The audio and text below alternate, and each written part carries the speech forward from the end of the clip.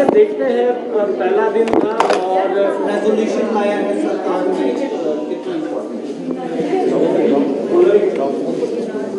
देखिए, पहले तो भारतीय जनता पार्टी के लोग आए दिन कहते थे कि आपदा पर चर्चा करनी है, विधानसभा का 70 बुलाया जाए। हमने 70 को थोड़ा डिले किया क्योंकि जब आपदा आई थी उस समय बहुत नुकसान हिमाचल प्रदेश में हुआ था। सभी अधिकारी, पुलिस के कर्मचारी आपदा प्रभावित परिवारों की मदद करने के लिए लगे थे। आज जब ये सेशन शुरू हुआ तो सरकार की तरफ से जो आपदा आई है उसको राष्ट्रीय आपदा घोषित करने का एक संकल्प लाया गया। भारतीय जनता पार्टी ने नियम 67 के तहत काम रोको प्रस्ताव लाया गया और कहा कि आपदा पर चर्चा करें। अभी वो चर्चा में भाग ले रहे हैं माननीय विपक्ष के नेता जयराम ठाकुर जी ने भी, और जो हमारे पूर्व अध्यक्ष विपिन परमार जी ने भी चर्चा में भाग लिया है। पर एक ही जो चाहे हमारा प्रस्ताव था, चाहे उनके नियम 67 का काम रोको प्रस्ताव था, एक ही मंशा थी कि आपदा से प्रभावित परिवारों को और आपदा में जो हुआ नुकसान उस पर चर्चा की जाए। मकसद एक ही है, उसका मजनून बदला है लेकिन इच्छा सबकी एक ही थी। उन्होंने देखा कि हमें अखबार की सुर्खियों में कैसे रहना है, तो उन्होंने कहा कि हमारे पास जो आपदा प्रभावित परिवार है, हमने तो कुछ किया नहीं है, और जब हमने कुछ किया नहीं है तो हम एक अखबार की सुर्खियों में रहने के लिए कुछ समय के लिए नारे लगाते हुए बाहर गए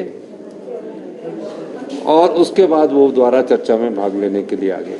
अच्छी बात है, हमने उनका भी अब आदर किया कि आप चर्चा में भाग ले रहे हैं। उद्देश्य क्या है? हिमाचल प्रदेश के जितने भी लोग हैं वो आपदा प्रभावित, काफ़ी समय से आपदा प्रभावित परिवारों से संबंधित जो लोग हैं, हमारी सरकार उनको मदद कर रही है।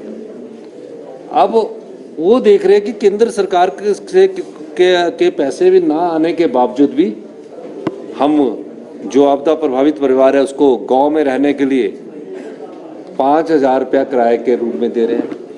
उस किराए में मैं आपको ये भी कहना चाहता हूँ कि अपने पशु रखने के लिए जो पशुशाला पशु घर होता है, जो जिसको पहाड़ी भाषा में गोरनी बोलते हैं, उसमें उसके भी पैसे उपलब्ध है कि अपने पशु भी रख सकता है।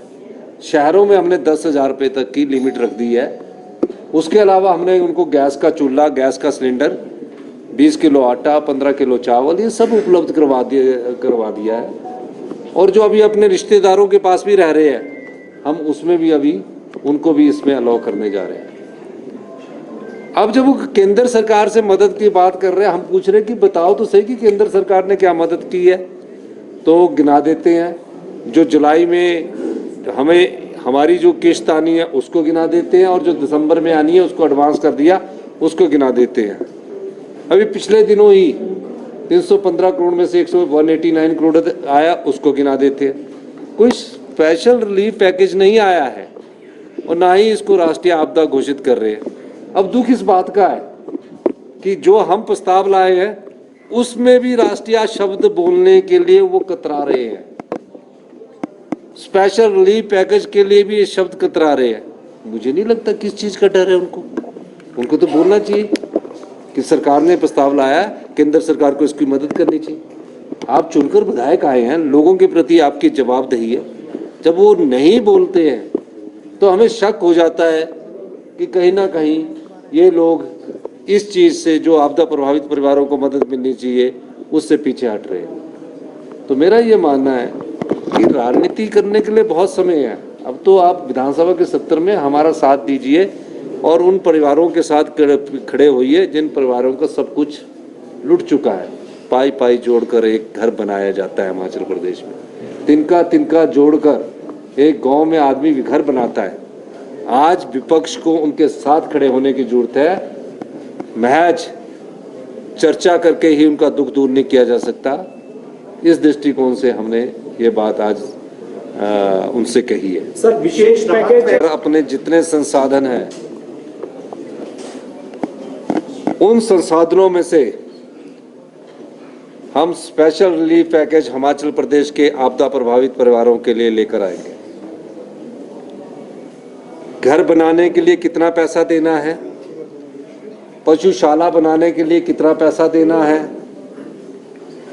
व्यक्ति की मृत्यु पर कितना पैसा देना है, फसलें बर्बाद होने पर कितना फैसला देना है, घरों में सिल्ट घुस गई है उसका कितना पैसा देना है, जिसका पूरा पक्का मकान टूट गया है उसको कितना पैसा देना है, जिसका कच्चा मकान थोड़ा टूट गया उसको कितना पैसा देना है, जिसके पास घर बनाने के लिए ज़मीन नहीं है लेकिन उसके नाम पर ऐसी ज़मीन रेवेन्यू रिकॉर्ड में है लेकिन वहाँ वो दोबारा घर नहीं बना सकता, उसको ज़मीन कैसे उपलब्ध करवानी है उसके लिए हमारी विचार विमर्श कर रहा है।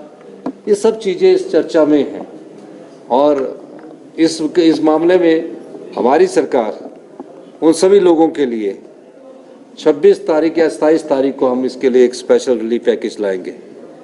मैं हिमाचल के सभी लोगों को, हिमाचल के आम परिवार के लोगों को, हिमाचल के गरीब परिवार के लोगों को, हिमाचल के किसान बागवान के परिवारों के लोगों को ये आश्वस्त करना चाहता हूँ, हमारी सरकार का एक एक मंत्री, हमारी सरकार का एक एक विधायक उनको रिलीफ पैकेज में जो भी उनकी आर्थिक मदद होगी उसके लिए तैयार खड़ा है।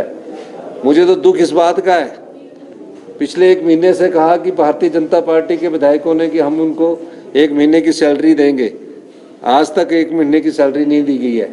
अब उन्होंने मुझे कहा है कल देंगे, अच्छी बात है, देर आए दुरुस्त आए। पैकेज में भी ना ऐसा है वो कि देर आए दुरुस्त आए। इसलिए भारतीय जनता पार्टी को लोगों को ठगना नहीं चाहिए। अब कब तक लोगों को ठगते रहेंगे?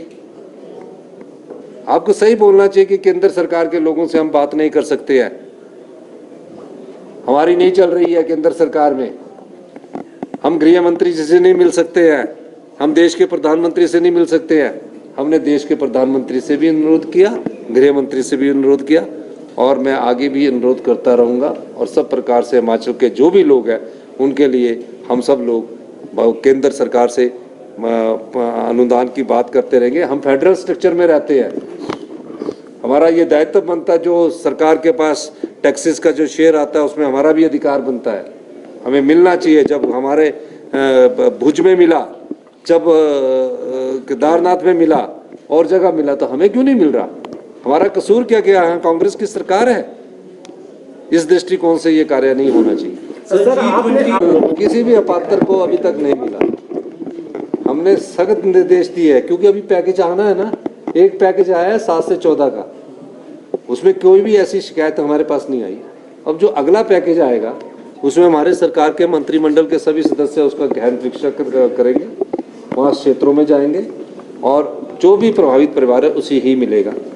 सर G20 डिनर पे जो ऑपोजिशन आपके स्टेटमेंट पे आरोप लगा रहा है कि वो राष्ट्रपति का अपमान है, जो आप कह रहे हैं कि आप वहाँ डिनर के लिए नहीं गए थे, आपने देखिए मैंने ये कहा है कि हम वहाँ खाना खाने गए थे, पर उसके साथ हमने ये भी कहा है कि हमने अपने प्रदेश के लोगों के हितों की बात भी रखी कि हिमाचल प्रदेश को राष्ट्रीय आपदा घोषित किया जाए। सर जो रेजोल्यूशन लाया गया है, क्या ऑपोजिशन की मंशा लग रही है, विल दे सपोर्ट? मैं ये चाहूँगा आज आपके पास समय है, नहीं तो हिमाचल की जनता आपको माफ़ नहीं करेगी।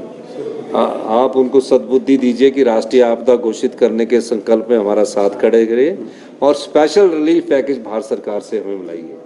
ये हमारे उनसे अनुरोध है। इस भावना में न रहिए कि इसका श्रेय किसको मिलेगा। अगर वो हमारे साथ चलेंगे तो हम उन्हीं को श्रेय दे देंगे। हमारा ये नहीं है कि हमको श्रेय चाहिए, हमने तो लोगों की सेवा करनी है। तो हम इस दृष्टि से उनसे भी अनुरोध कर रहे हैं। धन्यवाद। और फिक्र हमेशा मेरे साथ रहता है। भूषण ज्वेलर्स, अनमोल रिश्तों के लिए। यार ऋतु आज शॉपिंग करते हैं, पर कहाँ से करेंगे? मुकेश ट्रेडिंग कॉर्पोरेशन में वैरायटी इतनी कि तुम्हारा दिल झूम उठेगा। लेकिन ये कहाँ पर है? ये है मेन बाजार कुनिहार में, सब एक ही छत के नीचे। अब इधर उधर क्यों जाना जब अपने शहर में सब कुछ मिल रहा है, वो भी बढ़िया और अपने बजट में। तो चलते हैं शॉपिंग करने मुकेश ट्रेडिंग कॉर्पोरेशन में। तो सुना आपने, आज ही आइए अपने शोरूम में मुकेश ट्रेडिंग कॉर्पोरेशन में, सस्ती खरीदारी करके लाभ उठाएं। एक बार सेवा का मौका दें।